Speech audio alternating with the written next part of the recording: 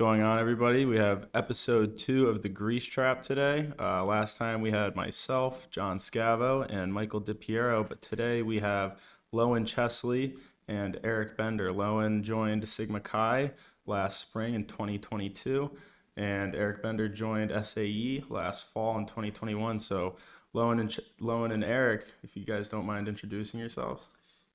Hi, my name's Eric. As Scavo already said, I joined SAE last fall. I'm from Clear Spring, Maryland, very small town. My major is aeronautical science. I'm really happy to be here. Thank you, guys. Yeah, I'm Lowen from Orlando, Florida. Joined Sigma Chi last spring, and I'm also an aeronautical science major, and I'm a sophomore here at Embry-Riddle.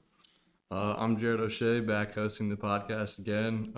John Scavo was here last time, but he's here again as a new co-host for us. So we're just going to start it off. Last time we had two pretty experienced members in the community, and they were really just here telling us about how that's been so far. And since they've been here for a while, we wanted their input. So today we had some newer guys come in, and we just want to hear some input from them. So we're going to start it right off. And honestly, we just want to start off with tell me about your experience so far in Greek life and your fraternity. Well, personally, whenever I first came to Riddle, I had that typical experience I feel like a lot of people have at this college, which is like you get into the routine, going to class, going to Boundless and eating lunch, then being stuck back in your room. So joining Greek life really got me to open up myself and introduce myself to a lot of other people in the community as well as in my fraternity. And it's been a really great experience so far. Yeah, for me, so in high school, I've never had a hard time making friends. I've always been like an extremely social person, very outgoing. I got here in the fall, and only knew like one person, and it was pretty bad. It was bad. I mean, as you guys know, the social life at Riddle is not ideal per se, and I had a busy fall, and I thought about rushing a fraternity. I went on to a couple rush events with a couple buddies, and I just decided I didn't have the time for it. But man, it was not a great fall. I went home almost pretty close to every weekend.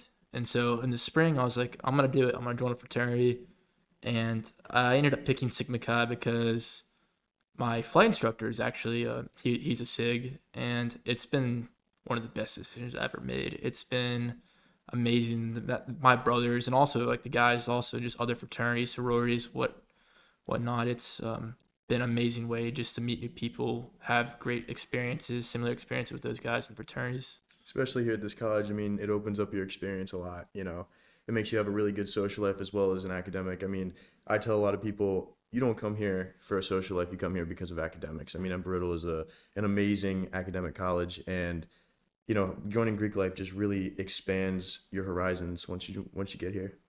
Yeah, I totally agree. I mean, I came here not to join a fraternity. It's not like you go to a state school to, join Right. a fraternity. Everybody joins a fraternity at state school, but Right. here it's definitely not your first idea, but it's definitely been, I mean, I know it's cliche, but it's the best decision I've made so far here. Absolutely. No, I think that's really important, and Lowen especially coming here and checking it out in the fall and realizing, hey, I don't think I have the time.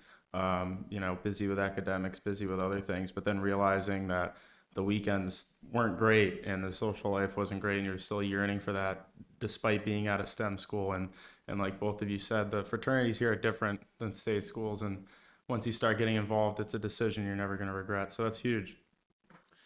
Absolutely. All right, so next question, and Lowen, you can start with this one. How has your impression of Greek life and fraternities changed from before you joined to now? Yeah, so my dad was in a fraternity. He was an ATO at the University of Florida, and he's older, so like I think he was in the 80s when he was in ATO, and I mean they got hazed like bad. They got hazed really bad.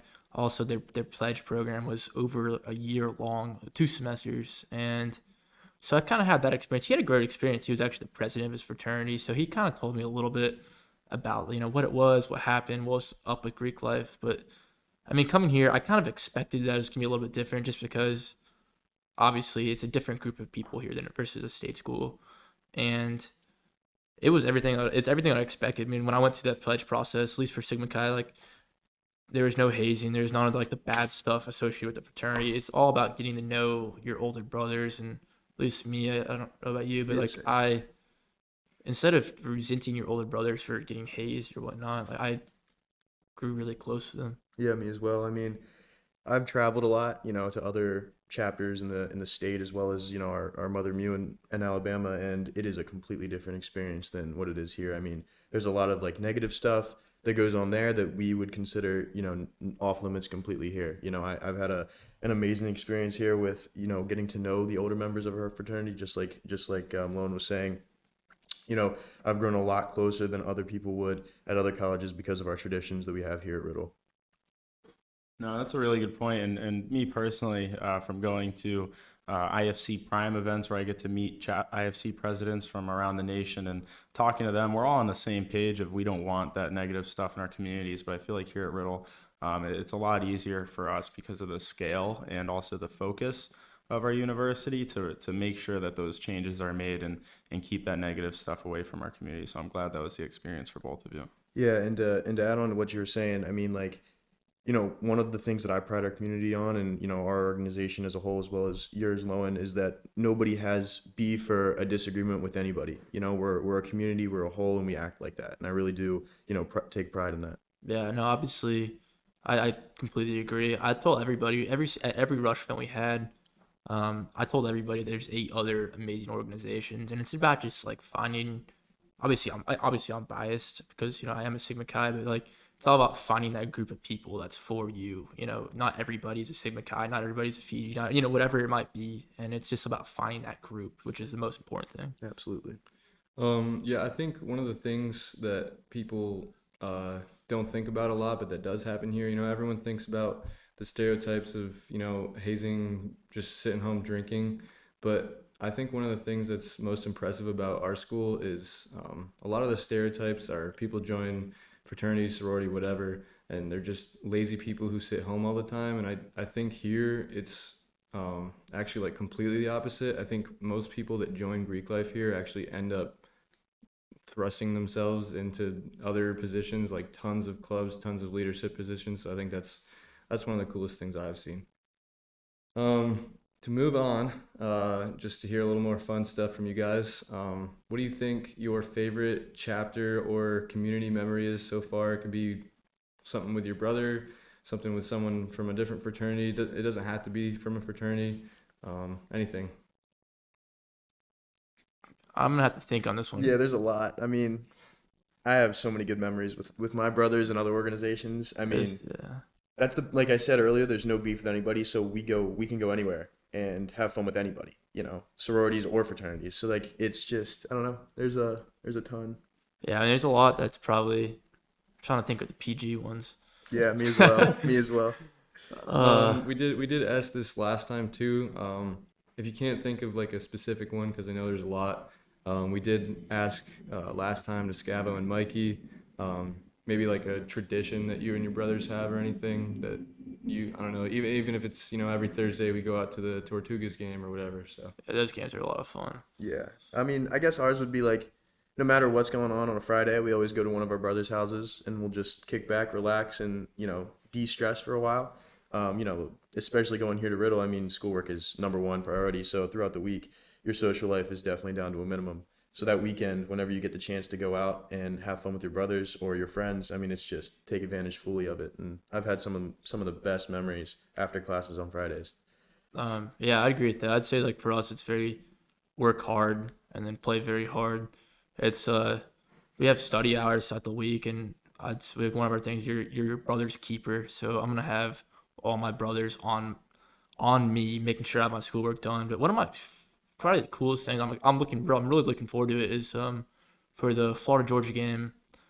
They do a big tailgate, and it's Sigma Chi chapters from all over like the Southeast. So I'll go meet up in Jacksonville, and there's close to 300 brothers there, and that's gonna be a cool experience I'm looking forward to.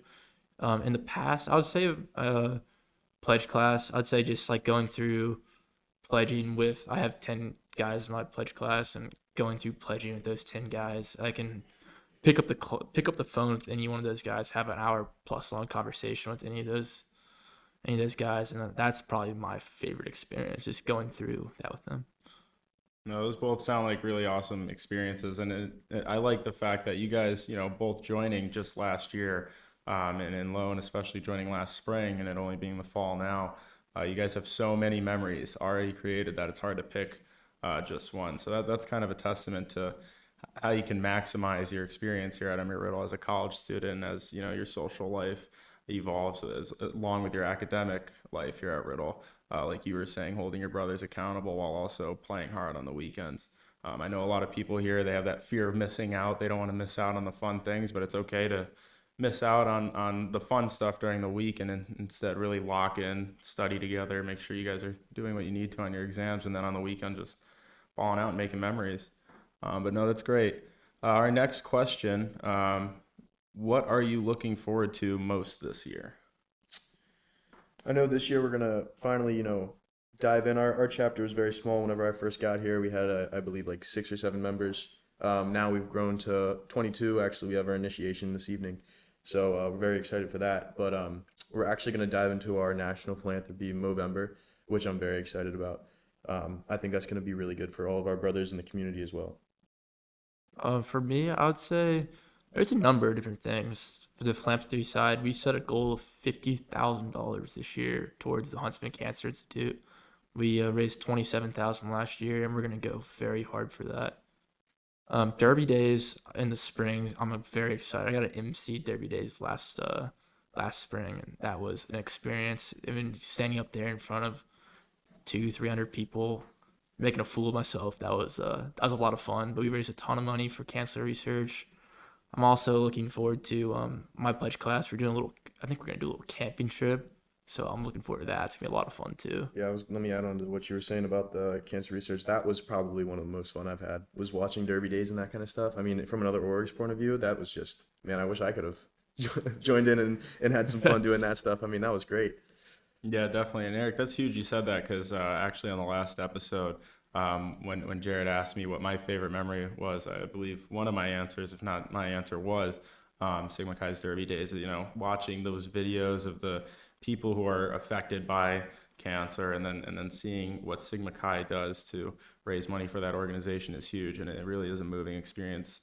Despite Lowen on stage making a fool of himself, I thought you did a great job. That was great. That was hilarious. I enjoyed every second of it, sitting in the stands. No, couldn't not remember my months. So I skipped 2 of my months.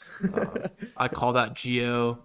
There's a lot of bad stuff that happened on that stage, but we raised a lot of money for cancer research. I'm excited. I didn't get to experience any other organizations' philanthropies, like big events, so I'm looking forward to this year too, to help out other organizations. Oh yeah, that's something I think here in Riddle that's like a big part, is other organizations helping other organizations. I know, Z-Man, I participated in that last year, and here coming up is HFS, Halloween Fashion Show for Tri Sigma. I'm looking forward to all of that. That's a lot of fun. I enjoy all those. No, that's awesome. And I know I answered this question last time, but you reminded me of another fond memory of mine.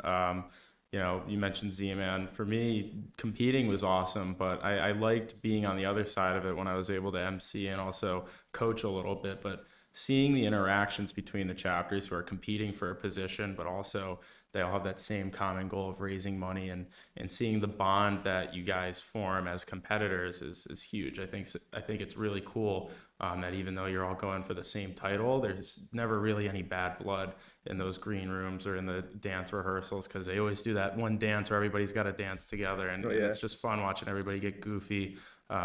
Everybody's relaxed, they're just having a good time, and I think we really do maximize our philanthropic events through that. Yeah, it's pretty crazy that groups of kids, mostly between the age of 18 and 22, can raise the amount of money that we do, and the ways we do it too, so fun. One of my funny experiences from Derby Days was I don't know if you guys know Jan, but he's one of my fraternity brothers. He's out there in a dress dancing. I mean, you can't make that up. No, you cannot make that up. It's a sight to see. It was a sight to see. It is a sight to see, and high heels aren't for everybody. I found that out the hard way. But all right, so last question.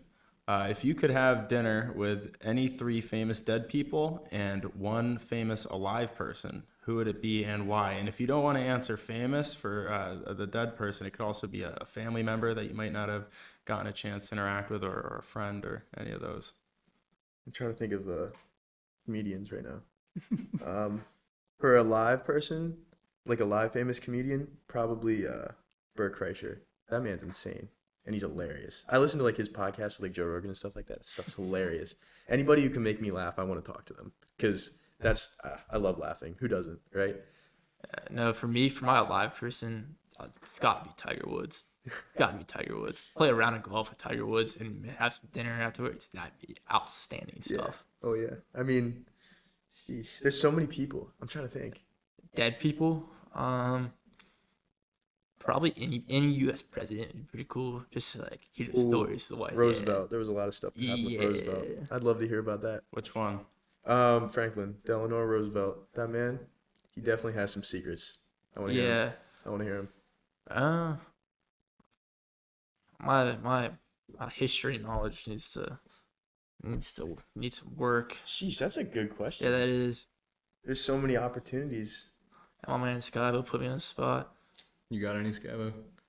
I like the FDR one, Yeah. Eric. I mean, you said he's got a lot of secrets. He definitely does. I feel like he's a fraternity gentleman, keeping things close to the belt, probably valued ritual, especially being the president who started the CIA back in the day. What do you know? How many presidents have been like involved in fraternities in the past? Do you have any idea? I feel like that's a trivia question we should all know.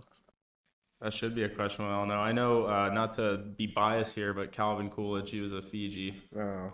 But I'm not too sure about other ones. I'm sure there's a lot of them, though. It is actually a majority. I don't know the number, but it is a majority I of the believe it. presidents. I believe it. 50%. Like believe 3/4 fraction. Yeah. There we go. What is that, 75%? Yeah, I pay attention to math class. Okay. Fair enough. Well, that's all right that question stumped you guys a little bit, but you really did answer them like some true fraternity men, Tiger Woods and Bert Kreischer. I like that. Yeah.